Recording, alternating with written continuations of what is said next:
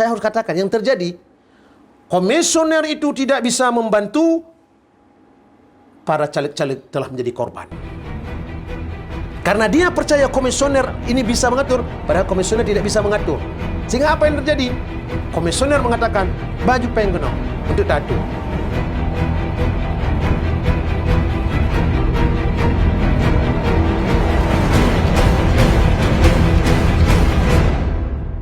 Assalamualaikum warahmatullahi wabarakatuh. Kembali lagi dengan saya Siti Aminah di channel PTM, tepatnya di episode ke-55 tahun keempat edisi Senin 26 Februari 2024. Bagi rekan lo yang dimanapun Anda berada, silahkan like, share, and subscribe podcast kita. Baik pemirsa PTM, kita akan membahas tentang isu ya yang kerap sekali diperbincangkan di publik, apalagi di tahun 2024 itu pasca pemilu, dan sebelum pemilu itu selalu diperbincangkan masalah money politik. Bagaimana pemegang kekuasaan ataupun caleg legislatif maupun eksekutif ini terus melakukan misalnya money politik di tengah-tengah kampanye.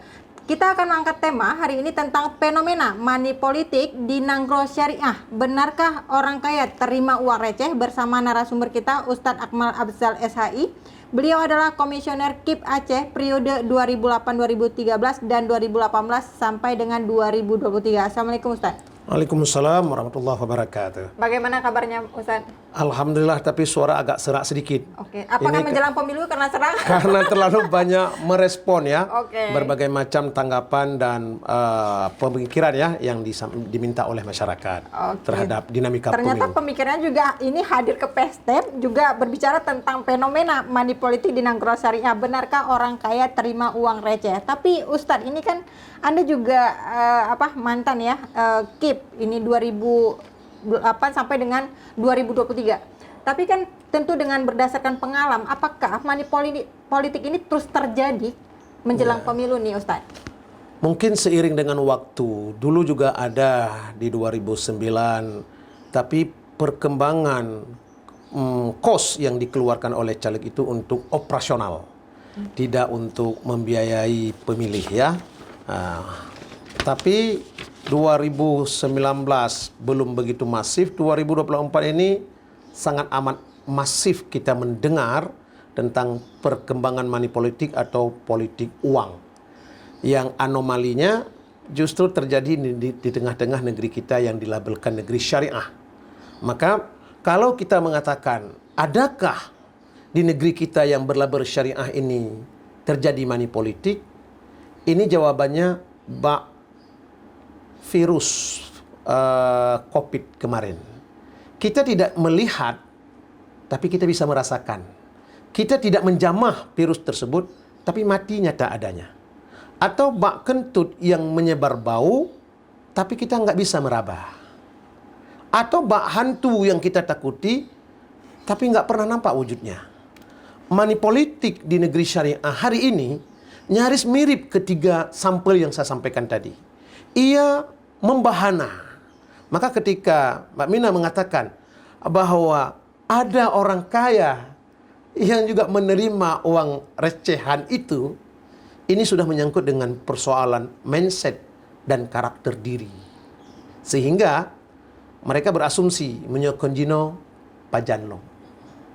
Tapi itu kan menjadi presiden buruk, bahwa kalau sekiranya pemberian itu dialamatkan kepada orang miskin, kendati di musim politik, bisa saja itu dianggap sedekah. Tapi memberi di saat masa-masa kampanye kepada orang kaya, masa sedekah ke orang kaya? Apakah itu juga bisa disebut menyogok masyarakat untuk membeli suara nih? Sedianya miskin kaya yang menerima, itu tetap namanya sogo. Padahal syarat utama menjadi peserta pemilu atau pemimpin di sebuah daerah, baik eksekutif maupun legislatif, syarat itu diatur oleh undang-undang, dikenal dan mengenal rakyatnya. Tapi yang terjadi hari ini, Mina, bahwa kondisi orang, entah mereka memaksa diri, entah karena mereka tidak percaya diri, memasang baliho, spanduk, poster di seluruh sudut desa dan kota itu mengeluarkan kos yang tidak sedikit. Konon, kalau pemasangan alat peraga kampanye itu, semacam baliho itu di jalan-jalan protokol, di sana saja sudah mengeluarkan kos yang tidak sedikit, ditambah lagi operasional dan pertemuan dengan pertemuan. Tapi pengeluaran seperti itu masih dianggap normatif, sebatas untuk memperkenalkan diri dan meyakinkan pemilih. Tapi ketika ada wacana memberikan uang kepada pemilih, ini sudah masuk pada kategori rusak. Secara moral ya, ternyata. Moral dan rusak secara agama. Tapi kan itu terjadi secara masif nih Ustadz. Artinya susah diberantas. Kondisi hari ini harus kita katakan masif. Tapi persoalannya, di tengah masif dan sistemiknya para bandar-bandar yang mengedarkan uang tersebut, sedikit sekali yang bisa sampai ke pengadilan. Oke, bandarnya itu personal, calegnya, atau memang partainya? Terakhir kita mendengar caleg-caleg itu dibiayai juga oleh orang per orang. Sehingga apa yang terjadi? Semakin besar pundi yang dimiliki oleh orang yang sponsor tadi, semakin besar pula peluang dia mendapat kursi. Ketakutan kita apa? Ke depan, syarat berintegritas, syarat profesionalitas, syarat punya pengalaman dan berakhlakul karimah, itu semua syarat itu akan ditinggalkan. Ke depan, napeng na inong jino, hanapeng hana inong. Ke depan, napeng na kursi, hanapeng hanapat cok kursi. Kalau itu toh terjadi, maka yang mengisi ruang-ruang kebijakan publik ke depan, orang-orang yang tiba-tiba aja, hai, kaji kedewan kau kanyan. Barakon, hana muda duri pun. Kalau uang menjadi tolok ukur. Kendati hari ini kita belum melihat personal-personal mana yang menjadi pendatang baru yang selama ini dia belum go public. Mudah-mudahan yang terpilih 81 anggota DPRA nanti adalah individu-individu yang punya kapasitas, kendati pun mungkin ya dalam tanda kutip cara mereka. Artinya tidak 100% juga ya, saya maksudnya para caleg itu semuanya main manipulasi. Makanya saya bilang, kita berharap 81 itu adalah individu-individu yang baik, kendati pun cara mereka meraih 81 kursi itu dengan cara-cara mereka sendiri. Karena di lapangan kan kita melihat bahwa isu tentang So Yang Lepeng Le Suara itu membahana. Sampai saat saya mau datang ke Pehtem juga, masih ada orang yang berbicara, menyahana peng gua kemal bek na rencana kena uke. Oke, Ustadz, tapi kalau misalnya mengamati dari fenomena sosial atau money politik menjelang pemilu ini, itu kaya dan miskin menerima uang. Itu pun uangnya tidak seberapa, Ustadz. Misalnya hanya 100.000, tapi mereka menerima hanya untuk 5 tahun ke depan. Apakah sebegitu miskinnya rakyat Aceh sehingga bisa disogok dengan uang hanya tidak seberapa nih Ustadz? Pertama memang faktor masyarakat kita masyarakat konsumtif. Masyarakat yang nyaman tangan di bawah dan malas untuk menjadi tangan di atas. Maka ketika orang ada tangan di atas, pragmatis orientik langsung ada kepentingan sesaat. Idealnya kalau masyarakat mandiri, bahwa ia tahu konsekuensi 200.000, 300.000 kita terima untuk memilih 5 tahun seseorang menjadi anggota dewan, itu terlalu amat kecil dibanding daripada pengorbanan anggota dewan nanti ketika ia duduk 5 tahun. Sekarang mari kita ilustrasikan. Seorang anggota DPRK harus mengeluarkan kos 2 miliar untuk 1 kursi, maka dia harus mengembalikan setiap tahun uang yang telah dikeluarkan itu 500 juta. Sementara pendapatannya tidak seberapa. Artinya potensi korupsinya lebih tinggi. Saya tidak sampai ke arah itu. Yang kedua, DPRA harus mengeluarkan kos 2, 3, sampai 5 miliar. Maka 1 tahun dia harus kembalikan uang 1 miliar. Gajinya, pendapatannya, SPPD-nya, tidak seperti itu. Lantas yang menjadi pertanyaan saya, kalau pengeluarannya terlalu besar dibanding dengan pendapatannya, hitungan para ekonom itu sudah sesat. Karena setiap orang berinvestasi, pasti orientasinya adalah keuntungan.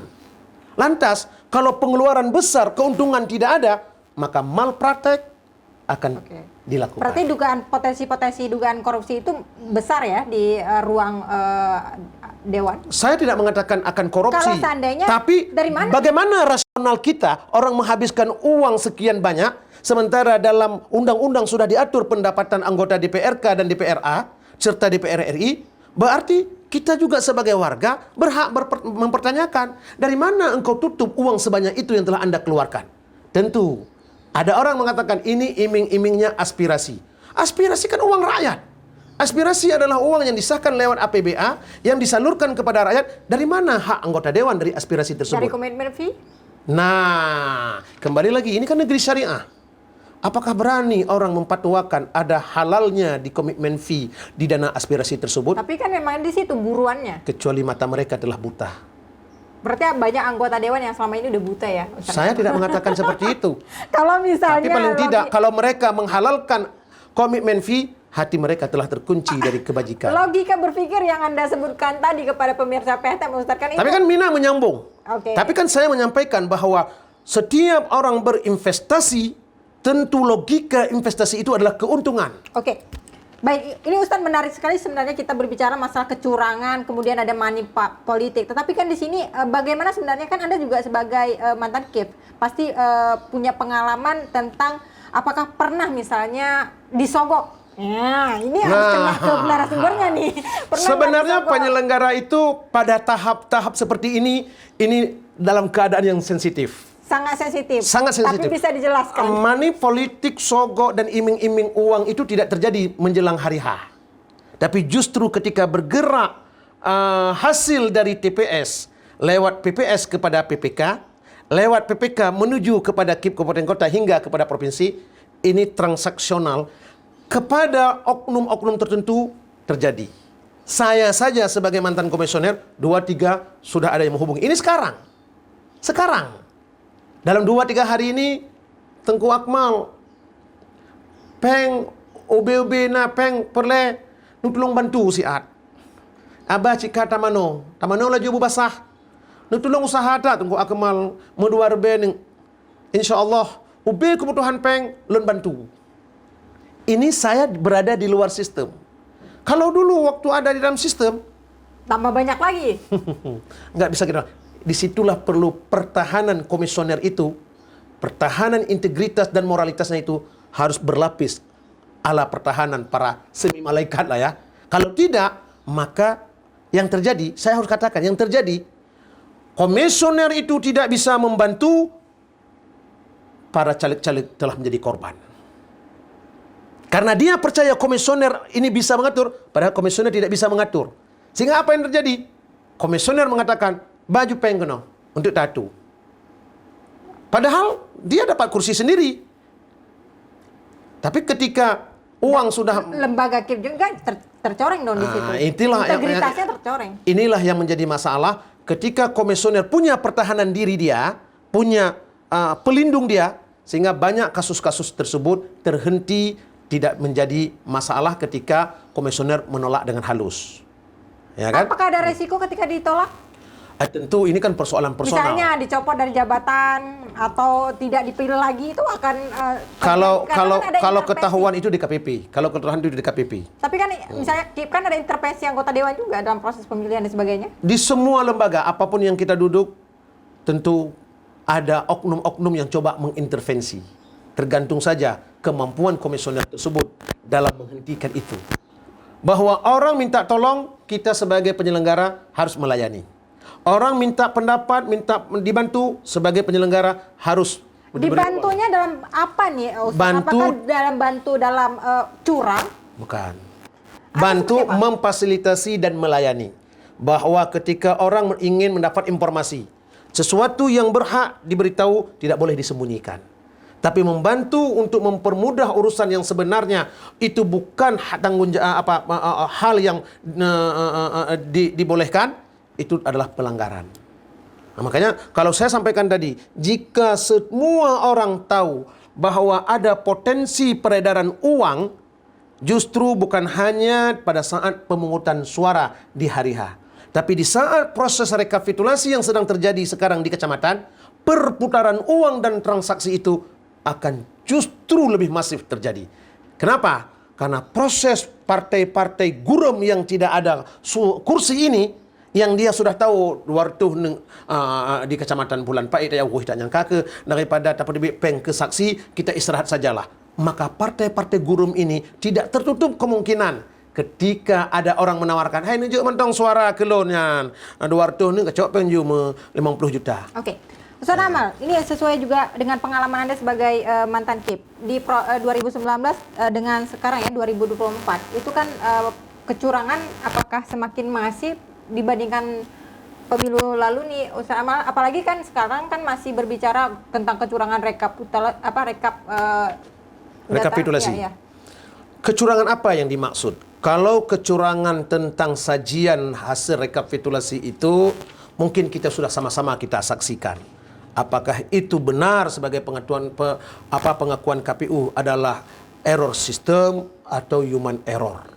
Tapi kecurangan-kecurangan lain 2024 ini saya melihat wabah politik uang yang lebih masif. Di mana orang-orang sebelumnya telah membentuk simpul-simpul pemilih sebagai komunitas pundi-pundi suaranya lewat majelis taklimnya, lewat ormas LSM-nya, lewat gerakan pemudanya. Ternyata semua simpul-simpul pemilih yang telah dibangun oleh para caleg-caleg oleh partai-partai tertentu itu pada hari H semua itu amburadul. Apa yang diharapkan dalam pertemuan orang hadir ratusan ketika pada hari H hanya belasan suara yang ia peroleh. Ini menjadi presiden buruk yang membuat trauma. Orang di 2029 nanti akan berpikir, ketimbang dari menghabiskan energi dan uang pada musim tahapan sosialisasi ini, mending kita akan menyiapkan saja serangan fajar. Dan ini cukup bahaya bagi sebuah pesta demokrasi. Orang hari ini berbuat kebajikan, nggak ada arti. Sehingga banyak caleg-caleg itu mengatakan, kompensasi sosial tidak berbanding lurus dengan kompensasi politik. Banyak orang-orang yang menjadi anggota dewan, ia curahkan dana pokirnya habis-habisan untuk pembangunan desanya, untuk pembangunan masjidnya, untuk pembangunan pesantrennya. Tapi ketika hari H yang mengeluarkan dana pokirnya kepada seluruh publik juga tidak mendapat suara yang masif. Itu menunjukkan apa? Ada persoalan di tengah-tengah pemilih. Maka ketika ada orang bertanya, mana duluan rusak pemilih dengan partai politik? Saya selalu menjawab, saya tidak bisa menjawab pertanyaan itu sama seperti mana duluan ayam dengan telurnya. Oke, baik Ustadz. Tapi ini tentang politik uang. Apakah ini hanya sebatas kata-kata normatif saja nih Ustadz? Apalagi kan kita lihat penyelenggara pemilu juga pernah melakukan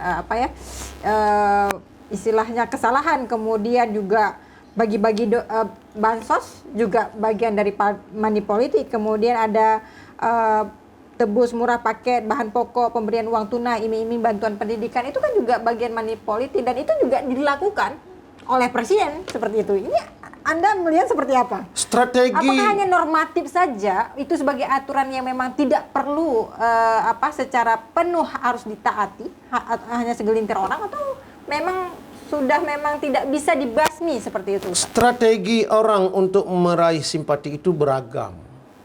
Yang menjadi masalah hari ini, aturan kita itu tidak membatasi antara seseorang karena jabatannya atau seseorang yang punya jabatannya juga bertindak sebagai ketua partai. Sehingga ketika ada Bawaslu ingin tindak lanjut, bahwa ini tidak boleh ada pembagian paket, dia menjawab, bukan atas nama partai, ini atas nama jabatan menteri atau seterusnya.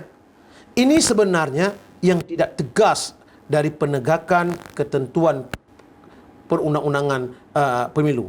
Di mana ketika orang melakukan sebuah pelanggaran harus dilihat dari sisi apa. Kalau sekiranya ada undang-undang yang mengatur seseorang yang sudah terikat dengan partai, maka kekuasaan yang ada pada dia harus dibatasi geraknya, itu baru ada pelanggaran yang serius yang harus ditindaklanjuti. Sekarang kan bagaimana ditindaklanjuti? Dia atas nama menteri, dia membagi atas nama kepala daerah, kepala negara dan seterusnya.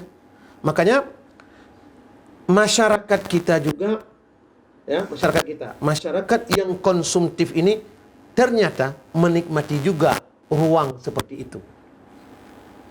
Ijuk 200 cok, kuculok home. Yang 500 icok cit, culok kalau dente. Pada hari H, semua caleg-caleg itu telah diambil uang, partai telah dikuras.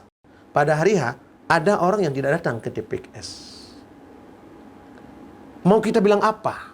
Maka kalau kita kembali kepada tema, ini negeri syariah, yang sedianya orang yang lahir sebagai pemimpin negeri ini, itu adalah pemimpin-pemimpin yang terpilih dari nurani masyarakat. Tidak ada satupun orang yang mengatakan, nyolon, hana dipilih mentang ke 2M habis. Hana dipilih 2M habis untuk DPRA. Berarti kan ada sesuatu yang fatal di tengah-tengah pemilih kita. Pemilih juga ketika kita bertanya, kepa dia kuras caleg menyakan jina pajan lom. Awati kaiduk saya ni pikir ke tanya. Akhirnya saling melempar kesalahan itu. Caleg mengatakan masyarakat yang menguras. Pemilih mengatakan caleg yang terpilih nanti lupa kepada kita. Makanya masiflah kondisi seperti ini. Tapi ini berbicara masalah sogok menyogok menjelang pemilu ya Ustadz. Tapi ada juga nih masyarakat yang memberikan uang kepada caleg. Itu seperti apa? Atau kepada capres? Saya termasuk orang yang memberi kepada caleg untuk maju. Dan seumur hidup saya belum saya terima uang dari caleg. Dan saya Kenapa termasuk Anda memberi? karena kita punya semangat bahwa orang yang terbaik itu duduk di parlemen itu, kita punya keyakinan dengan duduknya mereka memberi warna positif di parlemen tersebut. Kita tidak berharap ada caleg yang saya bantu, saya tidak pernah meminta apapun, enggak pernah saya mengiming-iming apapun kepada mereka. Kenapa? Terpilih mereka dan ada subsidi kita, itu bahagian kepuasan batin dan bahagia sekali. Tapi kalau toh orang yang kita harap untuk menjadi anggota dewan, orang yang kita harap menjadi kepala daerah dan negara, terus kita kuras mereka, lantas mereka itu kapan berbuat kebajikan? Tentu mereka akan berpikir bagaimana mengembalikan modal yang telah mereka keluarkan. Makanya cara mindset masyarakat ini harus dirubah. Memang mahal menurut orang karena ekonomi sedang rapuh, 200 itu mahal sekarang. 100.000, makanya kalau ada orang kaya dengan uang receh juga diterima, ini penglihatannya kaya, tapi mindsetnya miskin. Yang paling berat itu kan menghadapi orang yang mindsetnya miskin. Mobil Fortune, tapi uang caleg diminta. Mobil Pajero, duduk di warung orang bayar. Maka di semua sudut saya sedih. Kenapa masyarakat Aceh ini untuk calon presiden mereka mau mengorbankan tenaga, energi, pikiran, bahkan harta mereka sumbang untuk calon presiden? Why? Kenapa untuk calon anggota DPRK, DPRA, bahkan DPR RI Anda peras? Padahal akses yang terdekat itu ada dengan anggota DPR, bukan dengan calon presiden. Kenapa? Tapi kan masyarakat mungkin tidak meminta nih Ustadz. Tapi calegnya memang, kan banyak nih caleg yang sudah misalnya gagal ambil balik tuh. Diminta juga nggak ada, kan ada kasus juga seperti itu. Betul. Apakah kan tidak 100% juga masyarakat minta kayaknya ya, kalau dari segi logika berpikirnya. Tapi hasil temuan saya di lapangan, malam-malam menjelang detik-detik pemungutan itu, tim yang beredar. Yang ada yang mengetuk pintu, menawarkan. Ada yang membawa paket dalam bentuk benda, ada yang membentuk amplop, menawarkan. Tapi juga Banwaslu ataupun apa tidak memberikan punishment apa-apa. Persoalannya siapa yang mau menjadi saksi? Bawaslu itu kan terhenti dia. Money politik ini masif. Bukan cuma pada serangan Pajar, tapi menjelang pemungutan di hari H juga masih ada orang yang mengiming-imingkan pemberian. Persoalannya masyarakat pemilih menikmati, orang memberi sudah terikat harus memberi. Siapa yang mau menjadi saksi? Nggak ada orang menjadi saksi, sehingga terhentilah persoalan money politik ini hanya menjadi isu belaka. Oke, jadi money politik itu hanya menjelang pemilu atau sekarang juga masih beredar nggak nih? Sekarang bukan lagi money politik, sekarang ini proses direkapitulasi di tingkat kecamatan itu rentan transaksi. Transaksi apa? Kan ada rekapitulasi. Partai-partai tertentu sudah menghitung kemungkinan dia dapat 2 kursi. Kalau bertambah 500 lagi suara bisa mendapat 3 kursi. Tidak tertutup kemungkinan ada pengalaman-pengalaman masa lalu yang Di saya sini dengar. lebih berpotensi sebenarnya, Ustadz ya. Ini namanya transaksi. Bahwa suara-suara partai gurem tadi itu tidak tertutup kemungkinan. Kalau bersikongkol dengan oknum penyelenggara, saksi-saksi pun nggak ada yang peduli, akhirnya dibalut-balutlah di situ. Gimana mau saksi peduli dibayar 200 dalam kerja berapa malam? Cuma 200.000 saksi ya. Betul, 200.000 kerja ini di PPK aja udah hampir seminggu nih. Lebih kan? Udah lebih seminggu. Persoalan kan banyak sekali itu. Apalagi kalau data-data dari KPPS tersebut, data yang sudah tercoret, sudah tipu, pasti perdebatannya panjang kalau saksi jeli. Maka saya selalu mengatakan, wahai masyarakat, jangan terlalu fokus menghabiskan energi dengan quick count, dengan sirekap KPU, tapi konsentrasi kepada rekapitulasi manual yang sedang terjadi di kecamatan. Karena data realnya di kecamatan. Tapi yang terjadi, sibuk kita di media sosial. Sibuk. Proses direkap, nggak ada orang. Padahal nanti data yang sah, ini data yang ada sekarang di kecamatan. Naik dia, mulai dari 2 Maret nanti, data itu diserahkan ke kabupaten kota, 3 Maret kabupaten kota akan merekap, nanti 7 Maret akan beralih ke provinsi. Setiap jenjang itu perlu pengawasan, perlu pengawalan agar orang-orang yang telah kita pilih tidak dikudeta oleh oknum-oknum tertentu. Ini nyalip di tengah jalan ini. Makanya juga bingung ya di media sosial kan beredar quick count, kemudian real count. Itu seperti apa nih Ustadz tentang quick Itu count? alat bantu.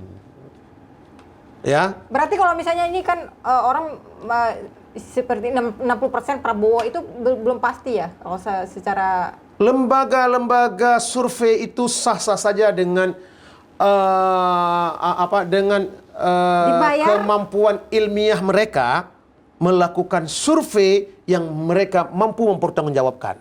berpotensi nggak Ustadz kalau misalnya? Tapi kita sebagai warga harus kita lebih percaya kepada hasil yang telah kita berikan dan harus kita awasi jenjang per jenjang sehingga pada saat KPU menetapkan nanti benarkah sesuai dengan quick count atau berbeda. Tapi kan susah nih KPU untuk memutuskan ketika real count-nya udah tinggi, tiba-tiba hasil real count-nya tidak sesuai kenyataan, nanti dibilang lagi KPU yang salah rekap. KPU tidak akan terpengaruh dengan quick count. KPU hanya pegang real count yang sekarang sedang direkap di tingkat kecamatan. Oh, ada sirekap sebagai upaya untuk membantu warga mengakses. KPU telah mengakui bahwa ada kelemahan, ada error sistem. Tapi kita sebagai warga jangan sampai terpengaruh hingga terkonsentrasi pada perkembangan data di Jakarta hingga hilang konsentrasi untuk mengawasi data yang ada di kecamatan. Baik, terima kasih Ustadz atas waktunya. Ini diskusi kita sebenarnya sangat menarik karena waktu kita sangat terbatas. Silakan sampaikan kepada pemirsa PTM yang ada di rumah sebagai closing statement. Silakan Ustadz. Pemilu 2024 ini pemilu yang menurut saya ya penuh catatan, di mana orang-orang tidak lagi datang ke TPS dengan kesadarannya sendiri, tapi dia diintimidasi dengan iming-iming rupiah di hadapannya. Jika pemilu seperti ini terus terjadi dan pemilih hilang kemandirian untuk memilih sesuai hati nuraninya, maka wakil-wakil rakyat kita sampai pemimpin-pemimpin negeri ini ke depan akan menjadi pemimpin-pemimpin yang menciderai demokrasi itu sendiri. Saya berpesan, ini yang pertama dan ini yang terakhir untuk menjadi pemilih karena pemberian para caleg-caleg. 2029 masih ada waktu untuk bertobat. Senantiasa 2029 nanti kita akan menjadi pemilih yang mandiri, yang cerdas, yang mampu melahirkan wakil-wakil rakyat yang berkualitas. Baik, terima kasih Ustaz atas waktunya. Baik pemirsa PTM, tonton terus podcast kita di setiap hari Senin dan Kamis pukul 10 pagi. Dan jangan lupa tekan lonceng untuk mendapatkan informasi baru, like, share, dan subscribe juga. Saya Siti Aminah, mohon undur diri. Assalamualaikum warahmatullahi wabarakatuh.